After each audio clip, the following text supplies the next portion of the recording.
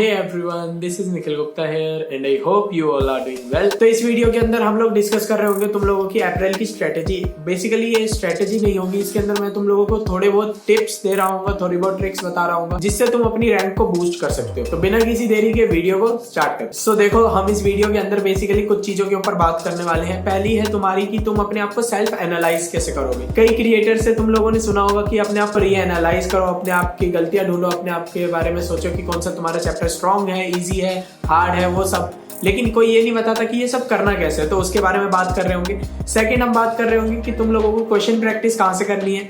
Third हम बात कर रहे होंगे कि तुम लोगों को पेपर कैसे देने हैं और पेपर की जो स्ट्रेटेजी होने वाली है अटेम्प्टिंग, उसके बारे में बात। तो चलो फिर स्टार्ट करते हैं सबसे पहले हमारे री एनालाइजिंग वाले पार्ट से। तो देखो, री एनालाइज करने के लिए तुम लोगों को ऐसे एक टेबल बनानी होगी। इस टेबल के अंदर एक्चुअली तुम लोग कर क्या रहे होगे, इस टेबल के अंदर जैसे ये हेडिंग्स दिख रही है वैसे तुम हेडिंग्स लगाओगे, टॉपिक, थ्योरी, क्वेश्चन, पीवाईक्यू। अब इसके अंदर क्या करना है तुम लोगों को, टॉपिक के नीचे टॉपिक का नाम लिखना है, साथ में जो क्वेश्चंस, पीवाईक्यूज और थ्योरी है उसके अंदर तुम लोगों को 5 में से अपने आप को रेटिंग देनी है। अब रेटिंग मान लो तुमने फर्स्ट वाले कॉलम के लिए दे दी 3.5, सेकंड वाले के लिए भी दे दी तुमने 3.5 एंड थर्ड वाले के लिए भी दे दी तुमने 3.5। तो तुम्हारी टोटल रेटिंग उस चैप्टर में कितनी होगी, 10.5। तो देखो, अगर तुम्हारी जो टोटल रेटिंग है वो 9 से ज्यादा आ रही है या 9 के इक्वल आ रही है तो वो टॉपिक तुम अपने स्ट्रॉन्ग टॉपिक में उसको काउंट कर सकते हो। अगर तुम्हारी रेटिंग 6 से 9 के बीच में आ रही है तो तुम लोग उसको अपने मॉडरेट कैटेगरी में इन्वॉल्व कर सकते हो उस चैप्टर को। और अगर तुम्हारी जो रेटिंग है वो 6 से कम आ रही है तो वो तुम्हारा एक वीक चैप्टर हो जाएगा। तो देखो, ये बात पता चल गई कि कौन सा स्ट्रॉन्ग है, मॉडरेट है और कौन सा वीक है। अब ये जब पता चल जाएगा, इसके बाद तुम लोगों को क्या करना है, तुम्हें अपने चैप्टर्स को टारगेट करना है कैटेगरी वाइज। यानी सबसे पहले तुम अपने स्ट्रॉन्ग टॉपिक्स के अंदर जो थ्योरी है उसको एक बार रिवाइज कर लो अच्छे से। सेकेंडली तुम एक काम करो कि तुम्हारे जो वीक चैप्टर्स हैं, सेकेंडली तुम लोग ये काम करो कि तुम्हारे जो वीक चैप्टर्स हैं उसके अंदर से तुम लोग अच्छे अच्छे अपने चैप्टर्स निकालो जिनका वेटेज काफी ज्यादा हैवी आता है या फिर जिनके क्वेश्चन जो है वो आसानी से बन जाते हैं। अगर मैं मैथ्स की बात करूं तो ये चैप्टर कौन कौन से हो सकते हैं। हैवी वेटेज वाले की बात करें तो वेक्टर एंड 3D जो है वो काफी हैवी वेटेज लेके आता है। दोनों चैप्टर मिला के 3 से 4 क्वेश्चन आ जाते हैं, प्रोबेबिलिटी से 2 क्वेश्चन आ जाते हैं और हमारा मैथमेटिकल रीजनिंग और स्टैटिस्टिक, ये दोनों इतने इजी चैप्टर हैं कि आधे आधे दिन के अंदर चैप्टर निपटाए जा सकते हैं। तो ये जो चैप्टर्स हैं इनके ऊपर फोकस करो अगर ये तुम्हारे वीक टॉपिक्स के अंदर हैं तो। अब ये सारी थ्योरी वगैरह करेंगे कहां से, तो मैंने प्लेलिस्ट मैथ्स के लिए भी बना रखी है, तुम्हारी इनऑर्गेनिक केमिस्ट्री के लिए भी बना रखी है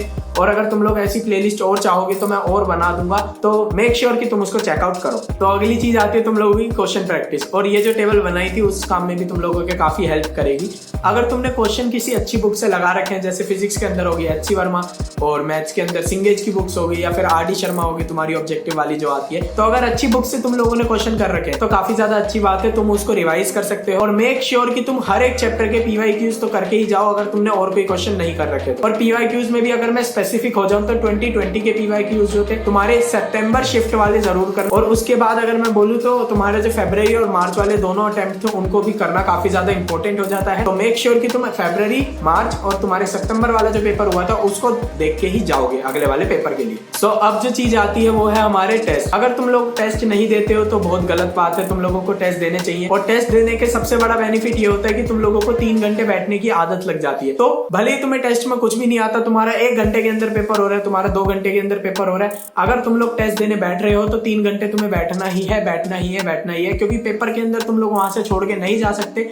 जितना इजीली तुम लोग अपने घर के ऊपर उसको एकदम कैजुअली टेस्ट देते हो ना, कि मतलब बेड पे लेट के टेस्ट दे रहे हैं या फिर ऐसा कुछ, तो प्लीज ऐसा कुछ मत करो। जो कंडीशंस तुम्हें एग्जामिनेशन हॉल में मिलने वाली है उन्हीं कंडीशंस के साथ तुम लोग पेपर देने की कोशिश करा करो। अब टेस्ट की फ्रीक्वेंसी क्या होने वाली है, देखो ये चीज अब तुम्हारे ऊपर डिपेंड करती है। मैं तुम लोगों को कहूंगा कि हफ्ते के अंदर 2 टेस्ट तो मिनिमम दो ही, हर कोई दो। अगर तुम्हारा ज्यादा थ्योरेटिकल पोर्शन कवर नहीं है तो तुम लोग चैप्टर बेस्ड टेस्ट दे सकते हो। यानी कि कई जगह हमें मिल जाते हैं ना कि इस चैप्टर के क्वेश्चंस जो होते हैं, या फिर तुम एक काम कर सकते हो कि तुम्हारे जो पीवाईक्यूज हैं उनको एक स्टिपुलेटेड टाइम के बीच में करने की कोशिश करो। जिनके थ्योरेटिकल पोर्शन काफी हद तक कवर है और उन्हें लगता है कि भाई अच्छा खासा स्कोर कर सकते हैं, तुम एक काम कर सकते हो, अल्टरनेटिव डेज पे टेस्ट दे सकते हो। अल्टरनेटिव डेज पे इसलिए कहा मैंने क्योंकि फिर तुम उसको एनालाइज नहीं कर पाते अच्छे से, और एनालाइज अगर तुम लोगों ने नहीं किया तो तुम्हें यही नहीं पता चलेगी कि भाई हमारी गलतियां क्या हुई। मान लो तुमने 50 क्वेश्चन अटेम्प्ट करे, 40 तुमने सही करे, 10 गलत करे और बाकी के छोड़ दिए।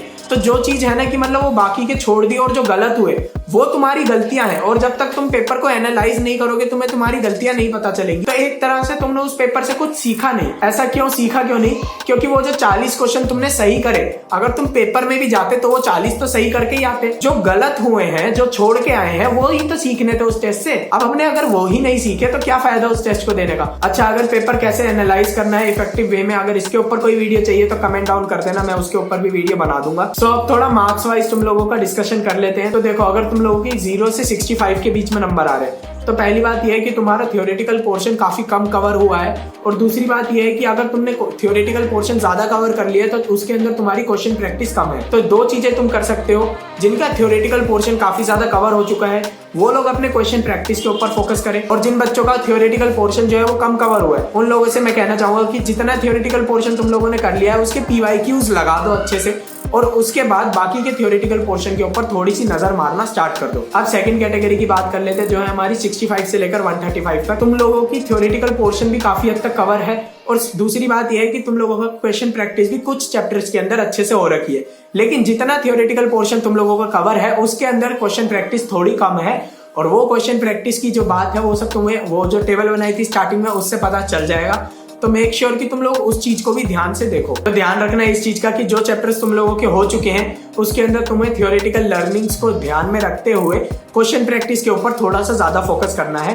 और अगर हम चाहें कि नई थ्योरी पढ़ ले, नया कुछ कर ले, तो उसके अंदर से सिर्फ और सिर्फ हैवी वेटेज वाले चैप्टर्स को ही उठाना है। तो अब हम बात कर लेते हैं 135 से 200 तक जिनके नंबर आ रहे हैं। अब बात ये है कि यार तुम लोगों को काफी कुछ आता है। अगर तुम 135 का मार्क क्रॉस कर रहे हो तो यानी कि तुम्हारी थ्योरेटिकल लर्निंग्स अच्छी चल रही है, तुमने क्वेश्चन प्रैक्टिस भी काफी चैप्टर्स में कर रखी है।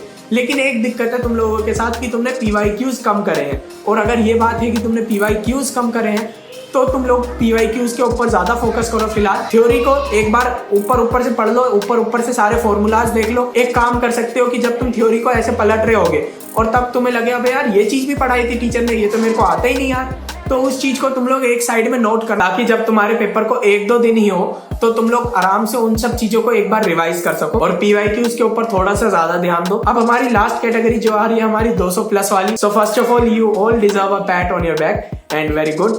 अब बात कर लेते हैं कि इस स्कोर को और कैसे इंप्रूव कर सकते हैं, 99 से 99.99 तक कैसे जाया जा सकता है। तो इसके लिए मैं तुम लोगों को कहूंगा कि तुमने जितना पढ़ लिया ना उसके ऊपर विश्वास रखो, और अगर कुछ हैवी वेटेज वाले चैप्टर छूटे हुए हैं काफी जल्दी तुम लोग उनसे इंफॉर्मेशन निकाल सकते हो। अगर ऐसे कोई चैप्टर्स हैं तो तुम लोगों को उनके ऊपर फोकस करना चाहिए। ऑल्दो उसके अलावा तुम लोगों को पता चल रहा होगा कि पेपर के अंदर तुम लोग काफी सारी सिली मिस्टेक्स करके आए हो, तो मेक श्योर कि तुम अपनी सिली मिस्टेक्स को चेकआउट कर लो। सिली मिस्टेक्स के ऊपर मैंने पहले भी एक वीडियो बना रखी है, यहाँ पे आ रही होगी, तुम लोग उसको जाके चेकआउट कर सकते हो। उस वीडियो के अंदर मैंने कुछ कॉमन सिली मिस्टेक्स के बारे में बात करी है। एक क्वेश्चन में लेके आया हूँ कि हाँ भाई इस क्वेश्चन में इस टाइप की मिस्टेक हो सकती है, इस क्वेश्चन में इस टाइप की मिस्टेक हो सकती है, तो उसको तुम लोग चेकआउट कर सकते हो। अब देखो एट द एंड में मैं तुम लोगों से यही कहना चाहूंगा कि देखो यार रिजल्ट किसी का भी उसके एक्सपेक्टेशन के अकॉर्डिंग नहीं आता है।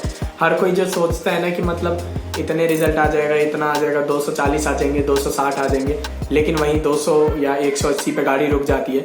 तो रिजल्ट एक्सपेक्टेशन के अकॉर्डिंग किसी का भी नहीं आता है। जो सोचता है 100 नंबर आएंगे उसके 80 तक आ जाते हैं। तो ये मत सोचना कि तुम लोगों के जो रिजल्ट है वो बेकार आ गया, इस वजह से तुम आगे की पढ़ाई नहीं करोगे या आगे ध्यान नहीं लगाओगे। तो ऐसा कुछ मत करना। देखो यही जो टाइम है ना, रिजल्ट के बाद का जो टाइम है, अगर तुमने इस समय से ही पढ़ना चालू कर दिया ना, ये सोच के कि भाई ये रिजल्ट तो आ गया, अब इसको तो चेंज कर नहीं सकते, लेकिन आने वाले के लिए अभी भी टाइम हमारे हाथ में है। तो जब हम ये चीज सोच लेते हैं ना, तो जब हम ये चीज सोच के सिर्फ पढ़ाई के ऊपर फोकस करते हैं ना, और जो कुछ हो गया उसके ऊपर फोकस नहीं करते, क्योंकि देखो वो टाइम वापस नहीं आ सकता।